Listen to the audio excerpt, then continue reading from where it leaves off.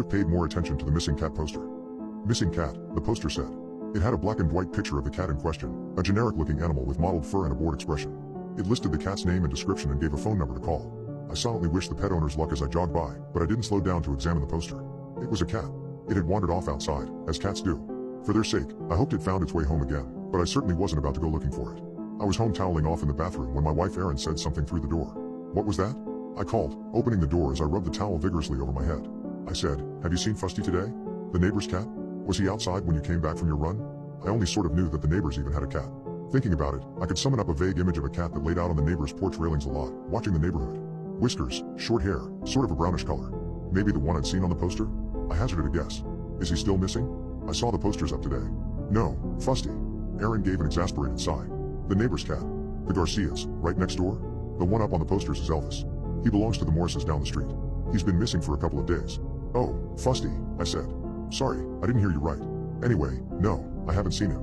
What if we have some kind of a cat snatcher in the area? Asked Erin. Then we'd better keep our cat indoors. I told her jokingly. So you're saying we can get a cat, then? She asked. Wait, are you the one who's been stealing the cats? Am I going to find cats in this house? No, she laughed. Aha, we'll see about that. I walked out of the bathroom, calling for cats. Fusty. Fusty, are you here? Elvis, meow if you can hear me. What's going on? My son Aiden's voice piped up from upstairs. Your mother's a catnapper and we have to stop her heinous crimes, I told him. Erin smacked me playfully in the arm. What's heinous mean? It means your father is silly, and it's dinner time. Wash your hands and come set the table, said Erin. Aiden disappeared down the upstairs hallway. You can't distract me with food. I'll find where you've put those cats, I told Erin. She ignored me entirely, which was a very reasonable response. That was Monday. Missing dog, the poster said. It had a color picture of the dog in question, a big yellowish mutt with a goofy-looking smile on his face. I recognized him, though I couldn't have told you his name. He was often out in his backyard when I was jogging, barking through the fence and wagging his tail. I liked to think that he was happy to see me. I did stop to read this poster. It said his name was Imbo, he was the Carmichaels, and that he had gone missing from their backyard. Probably jumped the fence. Dogs can jump a lot higher than people think. They mainly stay in yards because they understand what the fence represents, but if they see something they want badly enough on the other side, they'll go over. I felt bad for the Carmichaels.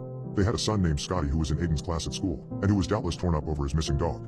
He was probably spending the evening out looking for his dog, hoping to find him. I hoped he found him alive. Cars drive faster through our neighborhood than they really should, and things could easily end badly for a dog darting out into the street. Or maybe there really was something going on, like Erin had suggested. 3 pets missing in just a few days? That did seem suspicious. Why someone would be kidnapping random suburban pets was beyond me, but people do strange things all the time. It wasn't out of the question. I was suddenly glad we'd never gotten a pet. Movement behind a nearby bush caught my eye, a flash of something dark moving suddenly. Imbo? I called, moving slowly toward the bush. That you, buddy? The shape had been about the right size for Imbo, but the wrong color. He was some sort of yellow lab mix, but the shape I'd seen was dark, almost black. Still, it was late evening, and the shape was in shadow, so I told myself that it might be him. And if he'd been lost, he could be muddy, something like that. In any case, it seemed worth checking out. Imbo? I was nearly at the bush now. Everything was still. Imbo? You back there? My slow movements carried me around the edge of the bush and revealed nothing. Just grass and leaves on the ground, the same as on the side I'd come from. Confused, I crouched down and looked under the bush, even poking my hand inside to rustle around. I hadn't seen anything move away, but there was just nothing there. After a minute of looking, I gave up and jogged home. That was Wednesday. Amber Alert, my phone said. Scott Carmichael, age 9, was missing. Last seen in his neighborhood the previous night. Shaggy blonde hair, brown eyes, jeans, and a t-shirt. Be on the lookout. I picked Aiden up from school instead of letting him take the bus home. Obviously, nothing was going to happen on the bus, but still. The school parking lot was jammed with parents who all had the same idea as me. A few people tried to make small talk, but mostly we just stared at the doors and waited for our kids to come out. The atmosphere was tense. They hadn't told Aiden's class that Scotty was missing, so Erin and I didn't talk about it, either. We had pizza for dinner and cuddled on the couch as a family while we watched movies. Aiden must have known something was up because ordinarily, he'd never have put up with that much physical contact from his mother and me anymore. He'd gotten too cool for cuddles in the last year or so. In the middle of the movie, I saw Aiden's attention shift to the front door. I followed his glance but didn't see anything. You expecting someone? I asked him jokingly. Aiden smiled and shook his head. No, I just. His smile slowly faded as he thought. I just thought I saw something, Dad.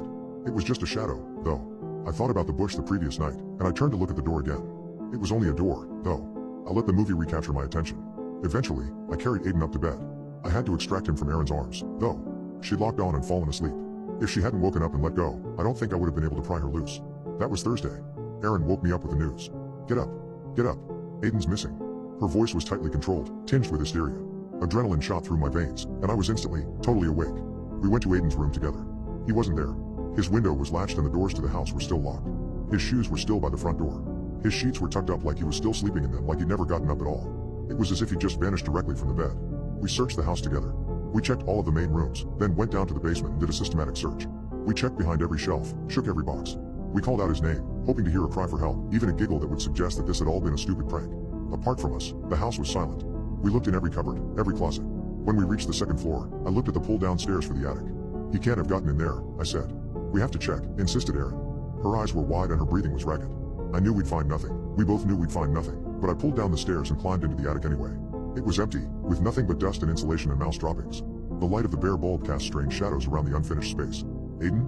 I asked, just in case, but I heard nothing but the hum of the air conditioner. He's not up here, I called down to Erin. There was no response. I turned to look down the ladder. She wasn't there. Shadows danced for a moment in the edge of my vision, and I turned quickly to see what cast them. Pain exploded as I hit my head on an exposed beam, staggering myself.